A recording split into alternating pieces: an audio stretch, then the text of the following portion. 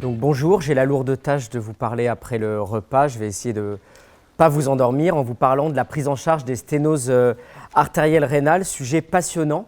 On va reprendre un petit peu la base physiopathologique qui a été décrite il y a presque 100 ans sur le Labrador, où un chercheur qui s'appelait Goldblatt a pris des clips et il a mis des clips sur les artères des reins de Labrador et il a vu que ça générait une hypertension artérielle et donc par la suite on a pu décrire un peu mieux ce mécanisme et donc vous savez que la rénine est sécrétée par les cellules juxtaglomérulaires en réponse à une baisse de pression artérielle qui est comprise comme une baisse de volume et donc le but ça va être de restaurer une pression artérielle par tous les moyens et donc l'enzyme clé initiale c'est la rénine. L'augmentation de rénine va aboutir à l'augmentation de l'angiotensine 2 qui va avoir une action directe sur les vaisseaux comme son nom l'indique en tendant les vaisseaux, les artères et augmenter les résistances vasculaires totales et va aboutir à la sécrétion d'aldostérone qui va agir sur le tube contourné distal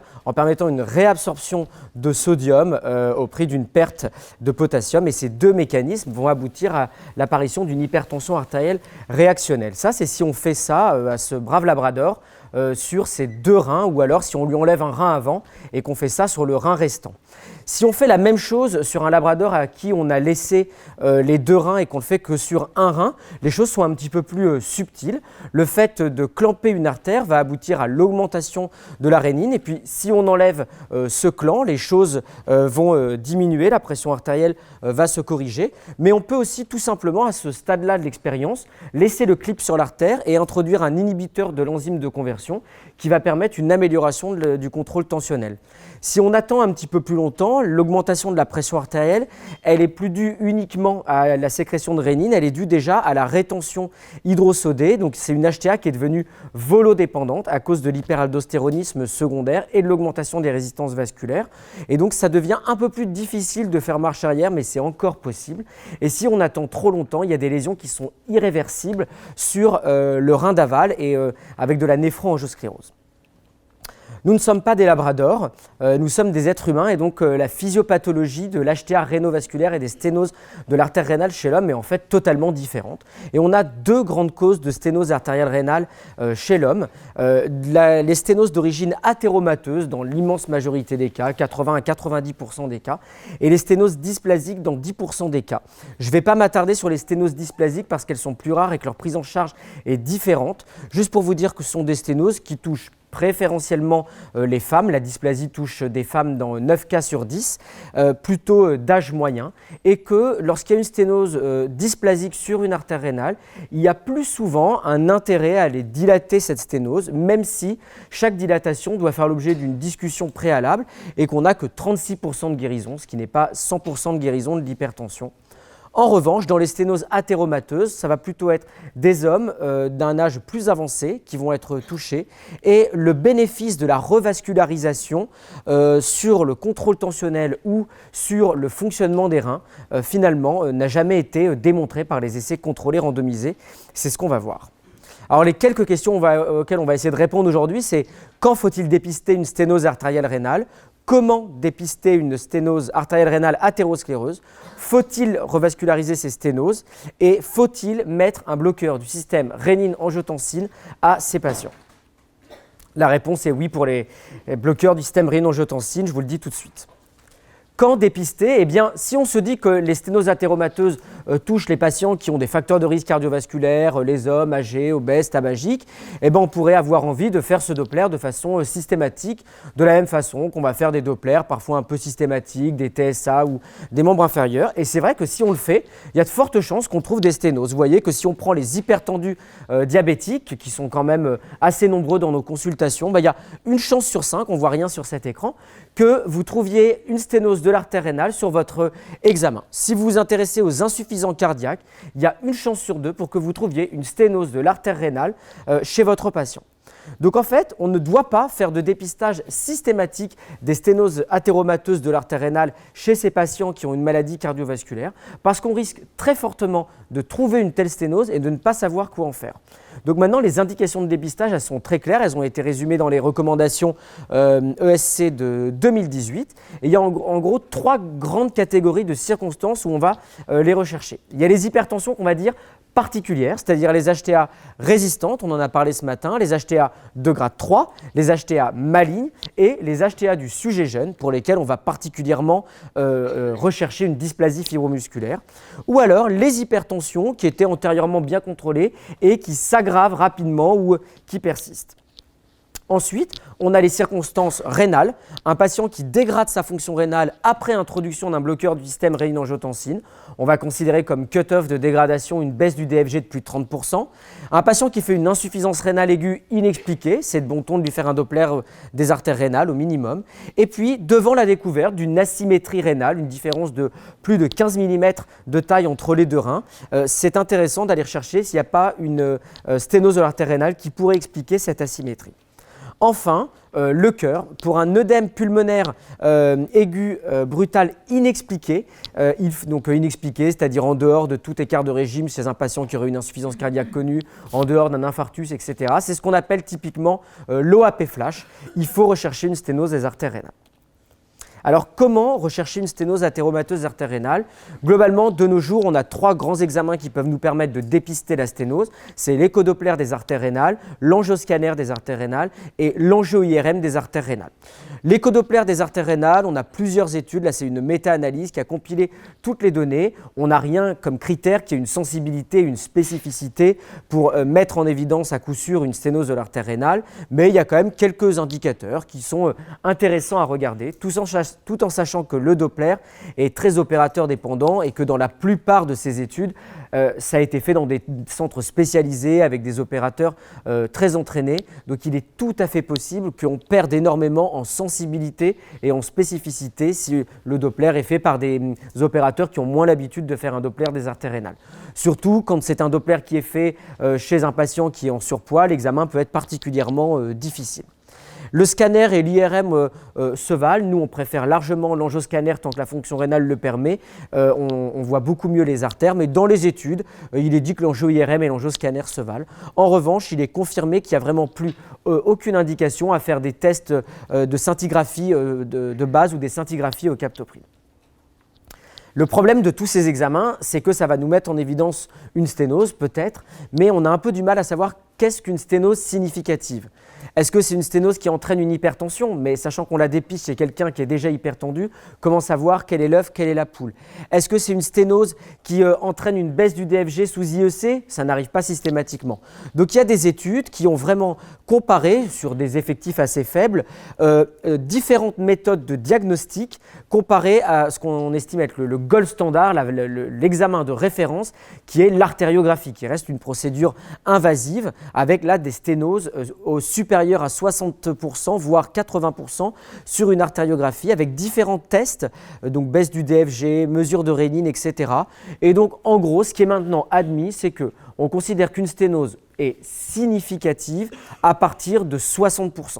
Ça ne veut pas dire qu'il faut dilater toutes les sténoses supérieures à 60% ou que toutes les sténoses supérieures à 60% ont un réel impact. Ça veut dire qu'en dessous de 60%, on considère que l'impact est nul et ça ne doit pas entraîner d'autres examens complémentaires ou plus de surveillance en l'absence d'autres éléments cliniques. Faut-il revasculariser les sténoses athéromateuses de l'artère rénale? Là, on va passer un petit peu plus de temps. Vous savez que la réponse commune à cette question, c'est non, il ne faut pas les revasculariser parce que nous avons 7 essais contrôlés randomisés de bonne qualité qui n'ont jamais mis en évidence l'intérêt d'une telle revascularisation. Donc, je vais vous présenter cet essai assez brièvement, mais vous allez pouvoir voir sur quoi reposent ces conclusions. Le premier essai, c'était l'essai EMA, essai français, donc qui avait été coordonné par Pierre-François Ploin, qui a inclus des patients qui avaient une pression artérielle diastolique de plus de 95 mm de mercure et ou une hypertension artérielle traitée, donc vous voyez que c'est très vaste comme critère d'inclusion, un DFG conservé, une sténose athéromateuse de l'artère rénale de plus de 60%, et il y avait 23 patients dans le groupe angioplastie, dont seulement 2 ont eu une pose de stent, parce qu'à l'époque, ce n'était pas systématique de mettre des stents, et 26 patients dans le groupe traitement médical, donc de très petits effectifs. L'objectif de critère principal de jugement, c'était le contrôle de la pression artérielle diastolique en MAPA à 6 mois. À 6 mois, il n'y avait aucune différence significative entre les deux groupes en MAPA, mais il y avait une diminution du nombre de traitements, puisque dans le groupe traitement médicamenteux seul, les patients avaient en moyenne 1,8 traitements, tandis que dans le groupe angioplastie, ils avaient un traitement. Deuxième étude, l'essai Webster, donc à peu près les mêmes critères d'inclusion, une pression artérielle diastolique de plus de 95 mm de mercure, avec au moins 2 traitements, une créatinine qui pouvait être élevée sans dépasser 500 micromoles, une sténose de plus de 50%, là encore des petits effectifs randomisés entre angioplastie sans stent ou traitement médical, et le critère de jugement, c'était la pression artérielle en mesure clinique à 6 et 12 mois. À 6-12 mois, il n'y avait aucune différence significative entre les deux groupes sur la PAS, la PAD, le nombre de traitements ou le DFG. L'essai Drazik, même critère d'inclusion, une pression artérielle diastolique de plus de 95 mm de mercure avec 2 traitements et ou une augmentation de la créatinine de plus de 20 micromoles par litre après introduction d'un IEC, une sténose de plus de 50%, une fonction rénale pas trop altérée et un rein qui devait faire plus que 8 cm. 56 patients dans le groupe angioplastie sans pose de stent, 50 patients dans le groupe traitement médical, et le critère principal de jugement, c'était la pression artérielle, systolique et diastolique en mesure clinique à 3 et 12 mois. Aucune différence, là encore, significative entre les deux groupes sur les critères de pression artérielle, de traitement et de DFG. Après ces quelques petites études avec des résultats négatifs ou vraiment très très légers sur la pression artérielle, sont arrivées des études un peu plus grosses dont l'objectif n'était plus de mieux contrôler la pression artérielle, mais d'améliorer ou de ralentir le déclin de la fonction rénale. Le but étant de dire que cette sténose va gêner l'alimentation en sang du rein et donc il va y avoir un retentissement chronique. Premier essai STAR, chez des patients qui avaient une hypertension contrôlée cette fois-ci, avec un DFG entre 15 et 80, un rein de plus que 8 cm, une sténose de plus de 50%, 64 patients dans le groupe angioplastie et stent, 76 dans le groupe traitement médical seul. Le critère de jugement, c'était le DFG à 2 ans. L'étude Astral, que je présente en même temps parce que c'est quasiment la même population, une HTA non contrôlée, une insuffisance rénale non expliquée, sténose de plus de 50%, 403 patients angioplastie plus stent, 403 traitements médicaux. Donc là, un effectif bien plus important que les études précédentes, avec des possibilités de mettre en évidence des différences avec une puissance bien meilleure. Et là, le critère de jugement, c'était la créatinine à peu près à 3 ans de suivi. Dans ces 2 études qui ont été publiées toutes les deux en 2009, des résultats tout à fait similaires. Aucune amélioration significative de la pression artérielle à 2 ans dans le groupe médical ou stent, l'évolution est identique. Une dégradation de la fonction rénale similaire dans les 2 groupes également. Vous avez des résultats identiques dans Astral sur la pression artérielle et sur la créatinine.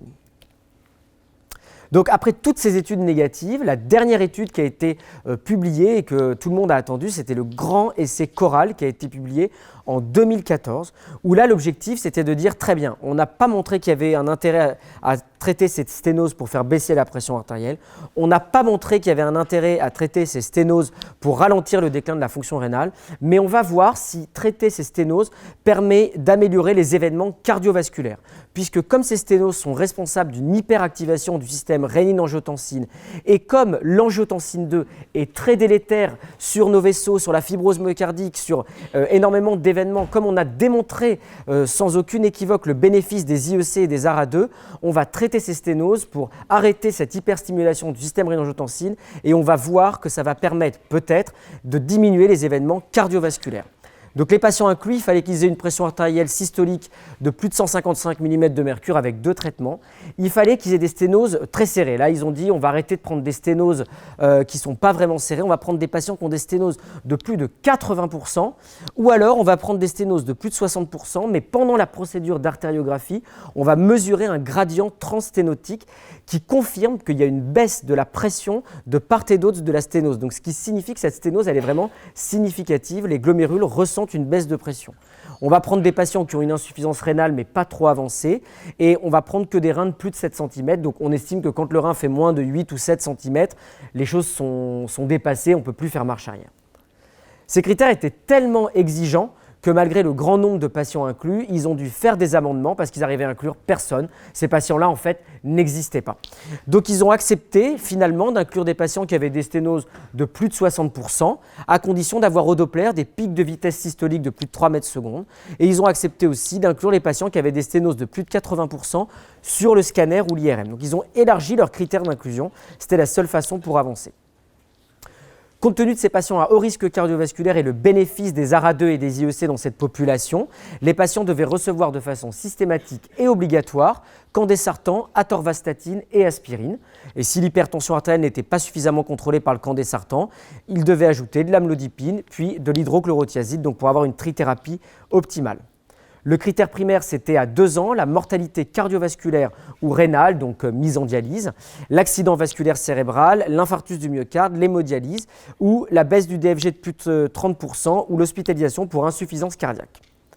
Ils ont donc inclus à peu près 1000 patients, 450 dans chaque groupe environ, qui ont donc été stentés. Il y a eu 6% de perdu de vue, 0,7% de crossover, c'est-à-dire des patients qui étaient randomisés dans le groupe traitement médical seul, qui au final ont eu une procédure d'angioplastie d'urgence, entre guillemets, donc perdu de vue tout à fait attendu par le protocole et assez faible, et crossover faible également. Ils ont été suivis pendant 4 ans. Résultat sans appel, publié dans New England, il n'y a strictement aucune différence entre les deux groupes, entre le groupe stenté ou le groupe traitement médical.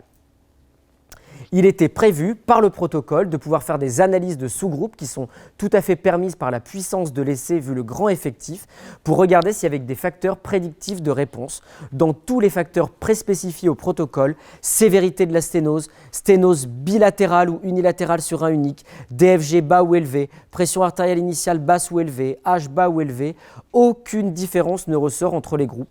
Donc dans l'étude chorale, l'angioplastie stenting des sténoses athéromateuses de l'artère rénale n'apporte aucun bénéfice. Cette absence de bénéfice est donc démontrée par les méta-analyses qui ont compris les études que je vous ai montrées. Grâce aux méta-analyses et à l'augmentation de la puissance, on trouve juste un bénéfice statistiquement significatif sur la baisse de la pression artérielle. Vous gagnez 1 mm de mercure en systole, 2 mm de mercure en diastole. C'est un bénéfice statistique mais pas clinique et donc pour nous ça ne change rien. De plus, les procédures d'angioplastie, ce sont des procédures invasives avec des complications non négligeables qui sont estimées entre 3 à 6% dans les études et qui sont confirmées par les méta-analyses. Le seul problème de ces études, c'est que ces études répondent à une question posée qui est chez le patient qui a une sténose athéromateuse de l'artère rénale et chez qui je ne suis pas certain du bénéfice de la revascularisation, y a-t-il un intérêt à faire une revascularisation ? Et les études ont répondu, chez le patient chez qui on n'est pas certain du bénéfice, il n'y a pas d'intérêt à faire une revascularisation. Les études n'ont jamais répondu à la question, dois-je faire une revascularisation chez les patients dont je suis à peu près certain qu'il y aura un bénéfice à la revascularisation.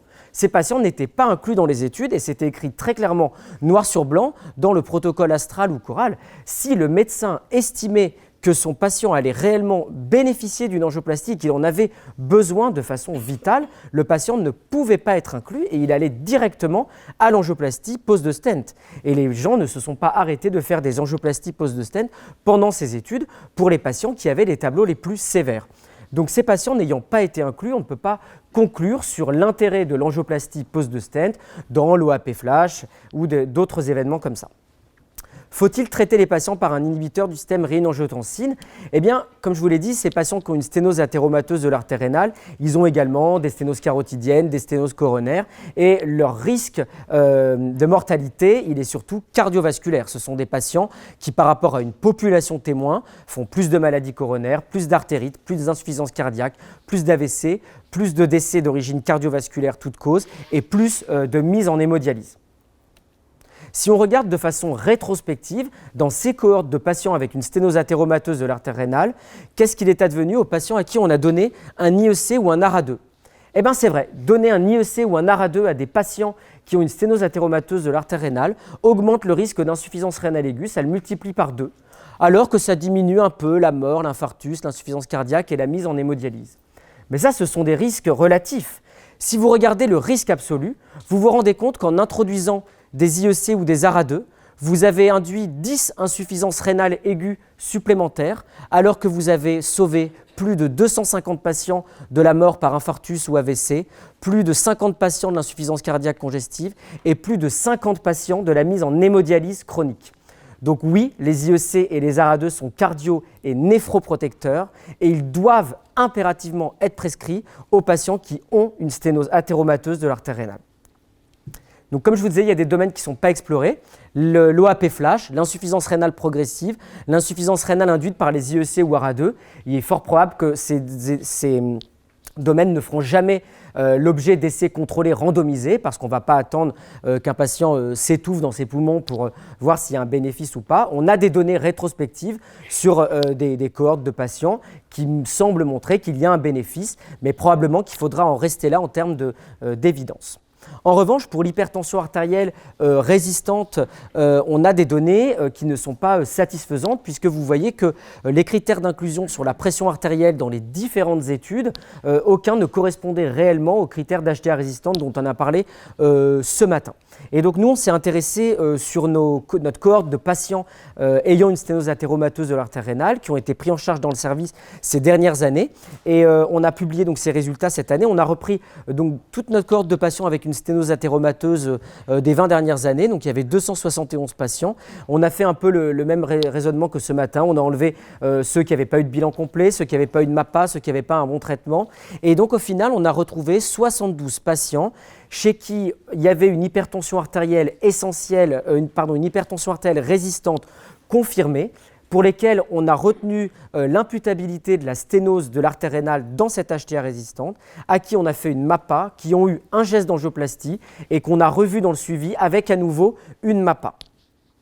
Eh bien, on voit que chez ces patients, l'angioplastie, donc chez 72 HTA résistantes confirmées, l'angioplastie pose de stent avec la MAPA a permis une nette amélioration du contrôle tensionnel en systole et en diastole, une baisse du nombre de traitements, une amélioration du contrôle tensionnel puisqu'on passe de 0 à 34% de patients qui ne sont plus en HTA résistante et pas d'effet sur le DFG comme déjà démontré dans les autres études. Donc bien sûr, ce sont des données rétrospectives, ce n'est pas un essai contrôlé randomisé, mais pour nous, ça apporte de l'eau au moulin pour dire qu'il y a encore quelques indications où il faut dilater les sténoses athéromateuses de l'artère rénale. Donc pour synthétiser, chez un patient qui a une hypertension artérielle et une haute probabilité de sténose athéromateuse, donc un tableau d'hypertension ou un tableau rénal ou un tableau cardiologique, il peut être intéressant de rechercher s'il y a une sténose de l'artère rénale après s'être assuré qu'il a bien un traitement par IEC ou ARA2, une statine, de l'aspirine et qu'il arrête de fumer. On va rechercher ces sténoses s'il y a une HTA résistante, une baisse du DFG sous bloqueur du SRA ou un OAP. S'il n'y a pas ça, on ne recherchera pas cette sténose. S'il y a ces événements, on va faire angioscanner ou IRM. Si la sténose est plus de 60% et qu'il y a effectivement un contexte clinique, on va se dire qu'il y a sans doute un intérêt à aller faire ce geste et on va en discuter entre nous avec les radiologues interventionnels pour voir si on valide cette indication. Si le scanner ou IRM ne montre pas de sténose ou une sténose de moins de 60%, on surveille. Si le patient nous est adressé avec une sténose qui est connue ou qui a été découverte sur un autre examen fait pour une autre raison ou sur une coronarographie par exemple, si le DFG est stable, que l'HTA est contrôlable, on va surveiller. Si dans le cours du suivi, on voit que le DFG baisse de façon plus rapide que prévu ou que la taille du rein diminue, on va dans ce cas-là pouvoir réévaluer l'indication à aller faire une angioplastie pose de stent. Sinon, on va continuer la surveillance. Enfin, si le rein est fait moins que 8 cm ou si le patient a une forte protéinurie, on va plutôt se retenir d'aller faire un geste parce que ce sont des facteurs de mauvaise réponse à l'angioplastie. Je vous remercie.